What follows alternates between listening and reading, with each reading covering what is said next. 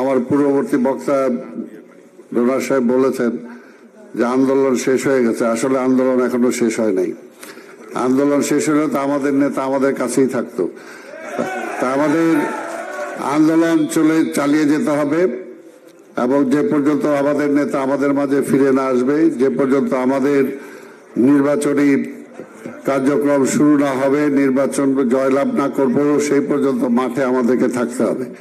তার পাশাপাশি শুধু একটা কথা বলতে চাই যে এর আগে সরকার অনেক কথা বলতো ডিজিটাল নিয়ে, যেহেতু আপনারা সব ইঞ্জিনিয়ার এই কারণে বলতেছি যে ডিজিটাল নিয়ে। তো ডিজিটাল যদি আমরা বলতে চাই, সত্যিকার অর্থে ডিজিটাল বাংলাদেশের যিনি প্রথম নিয়ে আসছেন এবং আমাদেরকে নিয়ে চর্চা করছেন সেটা হলো আমাদের নেতা দেশনায়ক তারেক রহমান।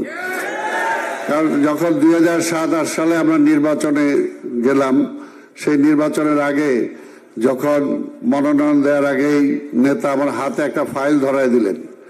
সেই ফাইলে সেই সুদূর কিশোরগঞ্জের যে এলাকা, আমি নিজেও অনেক জায়গায় জানি না যে কোথায় টিউবওয়েল আছে, কোথায় টিউবওয়েল নাই, কোথায় কাঁচা রাস্তা আছে, কোথায় পাকা রাস্তা নাই, কোথায় স্কুলটা বিল্ডিং করতে হবে, কোথায় করতে হবে না, কিন্তু নেতার নখদর্পণে সব আছে। টোটাল জনসংখ্যা কত, তার মধ্যে হিন্দু কত, মুসলমান কত, চাকরিজীবী কত, বেকার কত, অর্থাৎ ওনার ডিজিটাল দিয়ে তিনি কিন্তু টোটাল বাংলাদেশটাকে আগেই ওনার একটা টোটাল ইসের মধ্যে নিয়ে আসছেন, কোথায় কতটুকু সমস্যা।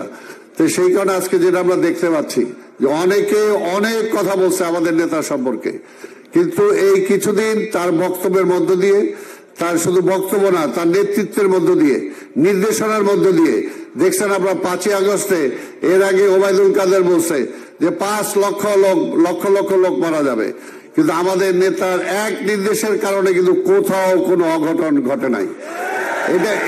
এটা হলো রাজনৈতিক নেতৃত্ব। আরেকটা হলো যে জ্ঞান, যেটা আমরা দেখছি যে যেটা আমি আগেই বললাম যে 2007 সালে নির্বাচনের সময় তিনি আমাদেরকে ফাইল ধরাই দিচ্ছেন, অর্থাৎ সবকিছু তিনি ডিজিটালি নিয়ে আসছেন।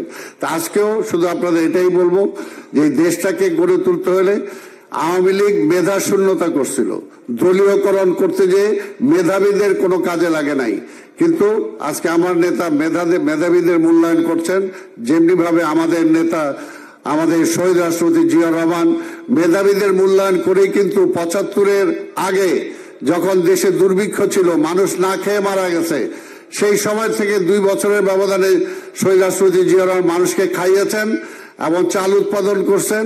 এবং যে একটা আমাদের নেতা জিয়া রহমান সাহেব ক্ষমতায় আসার আগে আমাদের জনসংখ্যা ছিল একটা আপদ, একটা বিপদ, কিন্তু আমাদের নেতা সেই সময় শহীদ রাষ্ট্রপতি জিয়া রহমান জনসংখ্যাকে কিন্তু একটা সম্পদে রূপান্তরিত করেছিলেন বিদেশে রপ্তানি করে।